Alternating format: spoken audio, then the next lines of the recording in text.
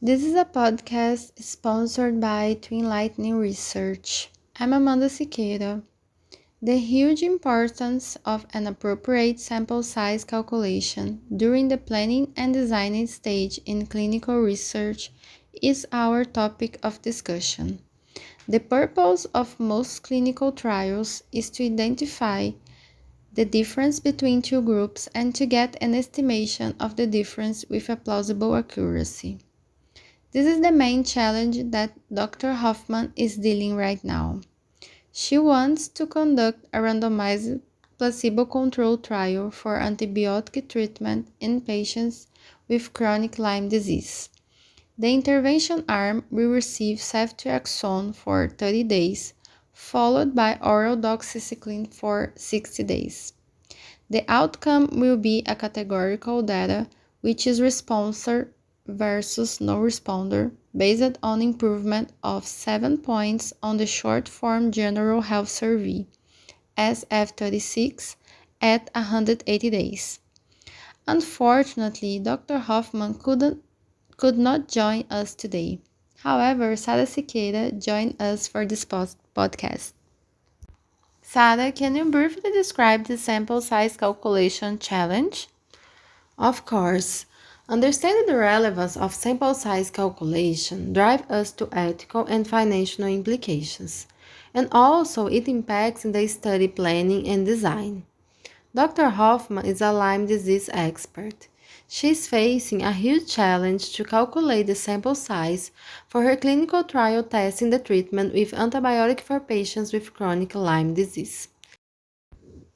Surely the concerns here are beyond the values of alpha and power. For instance, she has determined that the power of the study has to be 90% and the alpha value 5%. But we are talking about chronic Lyme disease, in fact, an uncommon disease. So, how to calculate a sample size when you have minor data regarding the effect size from previous studies? Hence, it starts to be troublesome. Yes, Adam, it is like talking about precision medicine for the treatment of certain disease, except here, a proper sample size calculation works for all clinical trials. Indeed, for all trials, the sample size rule is no more, no less than the adequate sample size. If a sample size is smaller, it cannot provide conclusive results, so we miss a true clinically meaningful treatment effect, therefore leading to misleading results. However, from an overly large sample size, we can have sufficient power to detect a clinically meaningful effect, and the potential to change clinical practice increase, but it will be more expensive. Thus, trials with a non-proper sample size can even harm the integrity of the study and the evidence base. Very interesting, Sarah, that in both cases, no matter if the sample size is too small or too large, a clinical trial can unnecessarily expose subjects and increase spending resource and fundings. So, let's talk about Dr. Hoffman options. What do you think about her pilot study? Well, she has run a small feasibility study with 16 patients testing the use of antibiotics versus placebo for this condition. The design was very similar to her current trial. She concluded that 7 patients, 87.5%, were considered responders in the active group, and 1 patient, 12.5%, was considered a responder in the placebo group. Now, based on this pilot study, assuming a power of 90% and alpha level of 5%, the estimated sample size will be 20 patients, 10 patients per group, to show a significant effect. The issue here is that it is a small sample size. Then it can overestimate the results and the homogeneous subjects can underestimate the variability. And what's the scope of the second alternative, using minimal clinically important difference? I know that this is used to assess the importance of a difference between groups of patients, such as comparing treatment arms at a single time point. Correct. The main concept here is that if the difference between treatments is below the settled value, it will not be relevant, regardless of the power of the study. Thus, based on her clinical experience, she established that a difference of 25% would be clinically relevant, and she supposed that the response of the placebo group is as high as 35%. Therefore, for the same power and alpha value mentioned before, using the formula for a difference in proportions between two groups, she calculated a sample size for the binary outcome which resulted in 180 patients, 90 patients per group. Now she has a larger sample size, so it will benefit the statistical analysis and increase the study impact. Nevertheless, there is no consensus on the best technique to calculate a minimal clinically important difference. The entry-based method is an option and it includes the patient opinion and quantitative data. It is important to note that small variations in minimal clinically important difference value can have great implications when using this parameter to estimate the sample size and interpret the results of future trials. That's true. It is necessary to acknowledge the probability of the outcome and the threshold.